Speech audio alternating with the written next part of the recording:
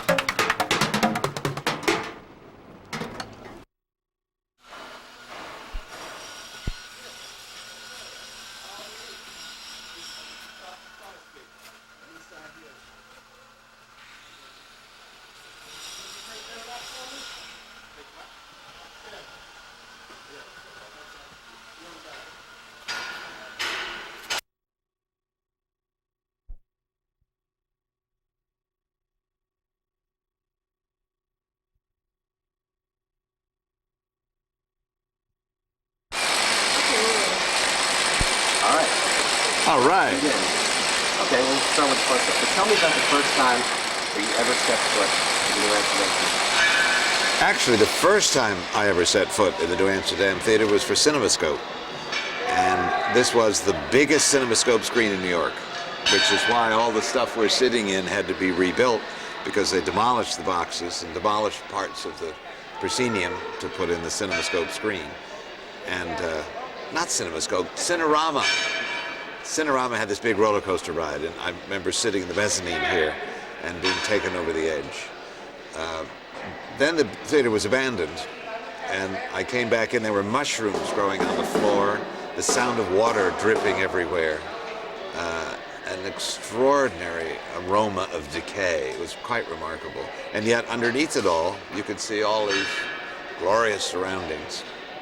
So the first time you came in was as, I guess, a patron. Yeah, I was coming to the movies.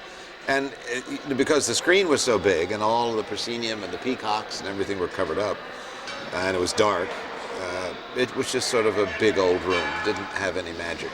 Do you think you'd ever come back here as an architect? Certainly not.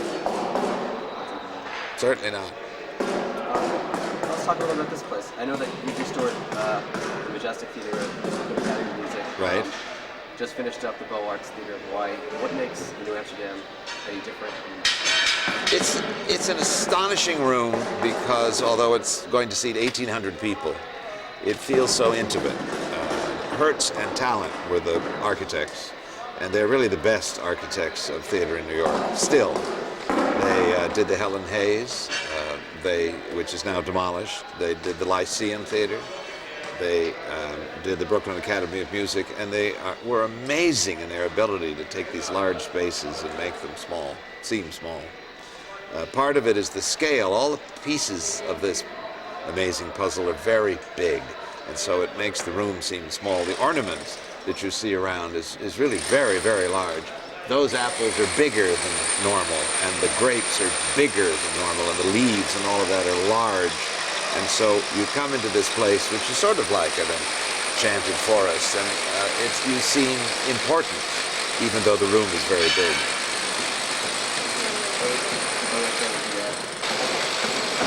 Let's talk about Hertz and Talent for a second. What were some of the firsts that this theater, that they accomplished in this theater?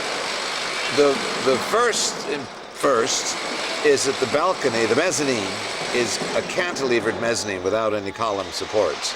Across the street, the New Victory, which was built only 3 years before in 1900, there are columns that hold up all the balconies, and so obviously they get in the way, they obstruct the view. This room, for the first time, there was a big cantilevered balcony built for a legitimate theater. Later on in the movie theaters, they all were built that way, but this was the first time that was used. and the stage had many firsts because of its size and the amount of extraordinary machinery that was in place. It could move up or down in sections, not unlike Radio City. And it also had all kinds of rigging that was most unusual for theater. It was built for spectacle, big public display. And that, of course, is what it's going to be used for again. The one thing we can ask is, okay, What was the last thing we were talking about? We were talking about the first. Did we? Yes, we did the first. Okay, we got the campus, we got the balcony. Is there anything else that separates this aside from the movable stage? Well, it's an astonishing room because of the richness of the materials. I mean, all Broadway theaters have plaster ornament in them, but none has plaster ornament at the scale and the richness of this place. And all Broadway theaters, almost all Broadway theaters, once had murals in them. But none ever had something of the extent that this place does. They're everywhere, all kinds of wonderful scenic devices, which are allegorical figures and scenes about early New York and so forth. And no theater in New York is paneling, wood paneling of the luxury and the extraordinary extent that this room does. And all of this goes together to make things seem incredibly intimate. You want to talk about some of the paneling above the proscenium boxes? Not the paneling, actually, the allegorical. There's directly over the proscenium is a large allegorical mural, and the central figure is poetry. And on her right is tragedy, and it's tradition. And on the left is truth. And truth, of course, is a figure which, to be elemental, is naked, and she's holding her hand aloft. And somewhere about 30 years after the theater was built, it was decided to restore the mural, and truth became a babe. She got her skin tones brightened, she got a bigger bosom, she got slimmer hips, and she became a babe. And it distorted the mural because you walked in the room, and the first thing you saw was this naked woman instead of the central figure of poetry. So we've turned her from a babe back into a goddess. And that's true throughout. There are all kinds of strange transformations and additions that were made, and we've taken them all away, and now the murals are presented as they were originally seen. So let's talk a little bit about the theater itself architecturally. How did it fit into, it was built in 1903. Right. Was it a standout? How did it fit into the period in which it was built? Claw and Erlanger built the theater. They were brilliant theater producers, and they built theaters all over this country. But this was, without question, the most elaborate, the largest, the most luxurious. It was called the House Beautiful when it opened, and all during the 20s it was referred to as the House Beautiful. Ziegfeld, of course, is associated with this theater, and the Ziegfeld Follies became very important here. But it wasn't built for Ziegfeld. It was built as a spectacle house, and he began the Follies elsewhere. And then they were moved here about 3 years after it opened. And then it became the House of Ziegfeld. And all the legends of the beauty of the American woman are just imbued in these walls. It's almost impossible to appreciate now what life on 41st Street was, because that's where the stage door was for the Ziegfeld Follies, and that's where you had access to these extraordinary creatures. We actually met with some of the original Ziegfeld girls. Yes, they're clubs. Right. We met with 3 of them. And they used to talk about how they would come out late at night, 1 in the morning, 2 in the morning. Yes. Yeah, it's impossible to appreciate. And of course, this building is 2 theaters in one. There was, after the main performance here where we are, there's a second hall above, the rooftop theater, where there were productions called the Midnight Frolic, and all kinds of revue format musicals were, and somewhat scatological, terribly amusing stuff was done up there, but all after midnight, adults only. How come that theater is not being restored, or is there other types? Well, it's very difficult to get access to it. The elevators that originally took you there we're using now to bring people to the mezzanine and the balcony. And there's absolutely no way to get scenery up to the stage. It was originally hauled up the side of the building, and that wouldn't be permitted. And so I don't think it can ever again be used for live performance if it requires scenery. but performances perhaps with lighting alone might be all right. The difficulty is simultaneous use is almost impossible because of the need for separate elevators. And there's also a question now, because musical productions produce such a volume of sound, that amplification is so enormous, that there may be acoustical separation required, which would be very difficult. Well, I heard you telling a story about it before that when they first tried to rebuild upstairs, they looked at what they said. Well, this was going to be, the rooftop theater was going to be used for a production of Peter Brook's Carmen, which eventually went to Lincoln Center, to Beaumont. And to do that, they wanted to make an amphitheater out of the space upstairs. And they began structural work and discovered that the steel, the basic steel that holds up the building and the roof, was rotten because it had been badly maintained. And they abandoned the production, and as a result, the roof was left open. And so water came in here for almost 8 years. Let's talk about you for a second. How did you get involved in this project? How did you land this? Oh, I don't know. It seems to me I've always been involved with the life of 42nd Street because it's such an important part of the city.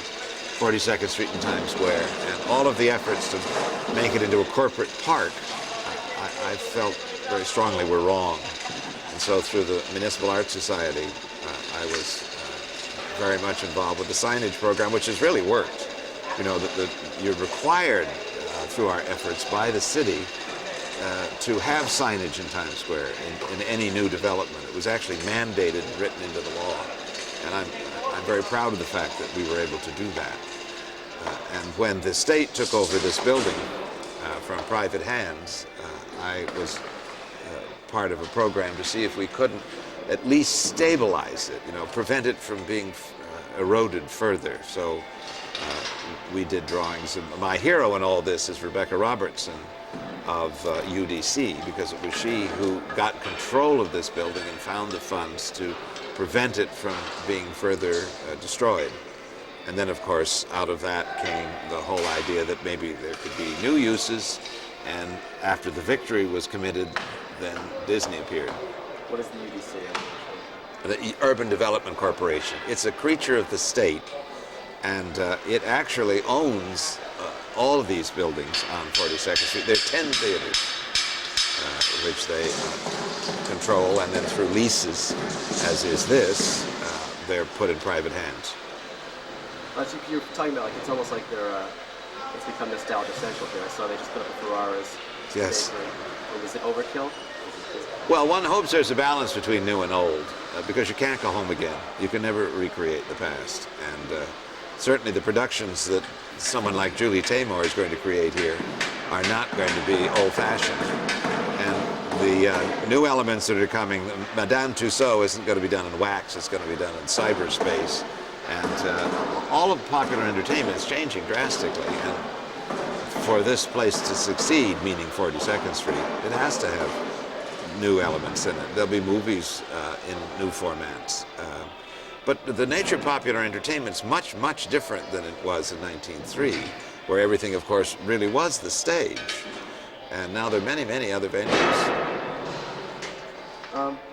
Let's talk a little bit about Art Nouveau, because I'm sure most people, I don't know much about it. It's just, basically, it's general meaning and how, it applies to what we're looking at. Art Nouveau is a style that was developed in France, and it took structural forms and based them on plant growth and vines, and the idea was that it was an organic architecture which grew out of the ground itself. And there's in the Museum of Modern Art, there is an Art Nouveau metro stop from France, which you see these plant forms, and the vines curl up and the buds turn into light bulbs. All of that idea that plant forms and structural forms are synonymous is Art Nouveau.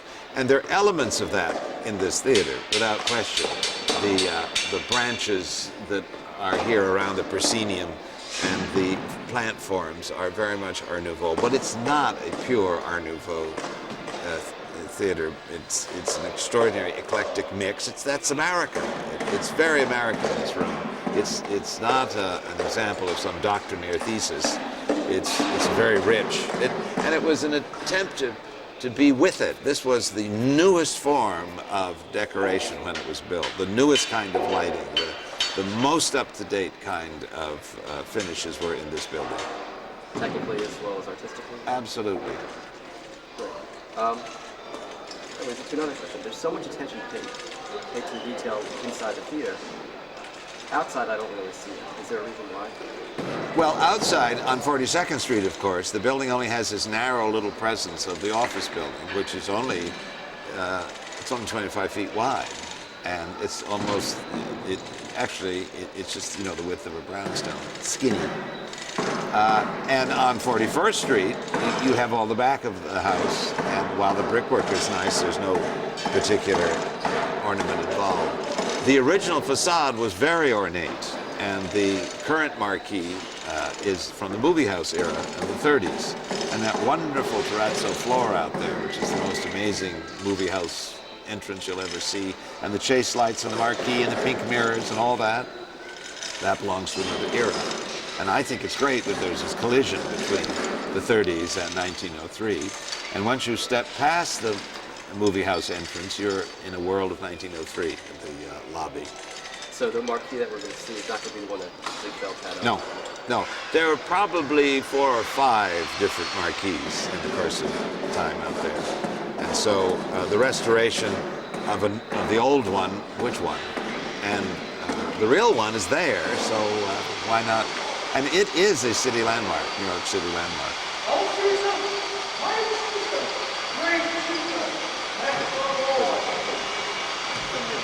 Somebody's quoting Susan. How about the acoustics of the place? I think we're going from. The acoustics here are extraordinary, although one has to remember that the acoustical requirements now are much different than when this theater was built, because it was all built for natural sound. Now, the amount of amplified and altered electronic sound that comes out of the speakers and this theater mean that you have to have absorption on the walls to soak up so they're not echoes. So the problem in a room like this is adjusting the acoustics so they can handle that enormous sound energy of a contemporary production. But how you see and how you hear are intimately locked. And because the sight lines here are so splendid, there's no question that you're going to hear wonderfully as well. All right, what happened to this theater after the live performances ended? I know it became a movie house, but what did they do to it besides the area to sit and watch? Well, it was sort of indifferently maintained, and it kind of just slowly sank into disuse. The movies here it was never a porno house. It was always second-run movies, and it was part of a staple of life in New York that you could come to the theaters here. They ran all night long in some cases, and it was a great resource for many people. Many people are very nostalgic about the movie era of 42nd Street because they actually experienced what you can only read about the great life of 42nd Street in 1903. Well, one of the things we noticed when we've been around here is how much of the brown paint has been chipping away. Yes. Could you tell us about that? What they did just like in black? Well, there was a restoration effort that was begun by the previous owners, and it was really backwards. They had reversed the values in some way, and it was fairly half-hearted. This is when we had the resources in this case to be much more thorough, and to actually we've been able to recreate original stencils and use these patterns on the walls. We've been able to do analysis that would show exactly what the original colors were. And we've been able to replicate the techniques of glazing. The vaults downstairs in the wonderful lobby, which appear to be gold leaf, are actually silver leaf. It's made of aluminum, which are then glazed with layers of yellow shellac, and it ends up looking as if it were gold. You saw them doing some of that. It's an amazing little trick. Yes. But I guess what I was getting at is it's amazing to me that someone would take a brown table and go over all of this artwork. Do you know what the reasoning was? Oh, I think it was just sheerly cost. It was a quick and easy way to do something. Good one for you. Let's talk about some of the changes that are taking place now. When you first came in, what were some of the biggest surprises, it could be both good and bad, that you encountered and were unexpected? Well, one of the difficulties, of course, that the bane of theater restoration is the stage lighting. Because when this theater was built, all the light for the stage was on stage. There were footlights and any other devices. There were no lights in the auditorium shining at the stage. Now, as much lighting is in the auditorium as there is on the stage itself. And how do you integrate that with the architecture of the room? And in this case, as you can see, we've made every effort to get it up and out of your way above. And we've made no effort to try and make it disappear. It all hangs out, as it were. And I think it's like telephone poles. You don't see telephone poles. You edit them out. And I think it's much the best solution here. The other and that also led to the need to have new positions and new structure for the lighting. We've also had to add an absorption for acoustical reasons, so there are panels that will appear up on the side walls. The basic sight lines, of course, are as they were originally, and they're superb, but the access has had to change because we've added these elevators into the mezzanine and the balcony. And so the circulation of the theater has been very difficult to resolve. Originally, there were two box offices and a separate entrance to the second balcony. If you bought the cheap seats, you didn't get to see the New Amsterdam room. You didn't get to come in the main front door. You came in the back door in your own little world and walked up and up and up and up and up and up till you got to the top of the second balcony. It was really a form of discrimination, economic discrimination, because the cheap seats were assumed to be with people who hadn't yet made it in New York. But were there any like little, any uncovered gems or anything like that? Maybe you came across The biggest and the most exciting discovery, aside from finding the drawings for these boxes, was a light fixture that was hidden up in the attic. It was as if someone had put it aside so that we could find it again. It's a magnificent terracotta sculpture of a woman with half-closed eyes and light bulbs in her hair. She represents dawn, and they're being replicated, and they'll appear all around the room on plasters that you see below. It's really very exciting because we had photographs, but they were very fuzzy. And we were trying to recreate something from the photograph, and then we found the real fixture. I wish you were here so you could see how beautiful she is. Let's talk about maybe the biggest challenge to doing the process. I think the biggest challenge is to keep everything in balance so that the room doesn't appear brand new. I think it would be a disaster if you came in here and there was the sense that this was a brand new place, that it was a recreation. I want you to come here and say, oh, what a beautiful old theater. I want you to sense the history. I want you to feel a part of a place that's been here since 1903. And it's very difficult because of about 40% of the plasterwork here is brand new. All the painting is brand new. All the seats, the carpet, the upholstery, all brand new. The house curtain and so forth. So how do you pull that together so that it all fits and seems to be aged but not dowdy, fresh but not brand new, and it's a balance. Let's talk about some of the modern improvements that you're doing. Toilets. That's the biggest one. Toilets everywhere. We have doubled the toilets at the lower level. At the level of the New Amsterdam room. We have added toilets which never existed at the mezzanine level for both men and women. We've added toilets in the balcony for men and women that never existed before.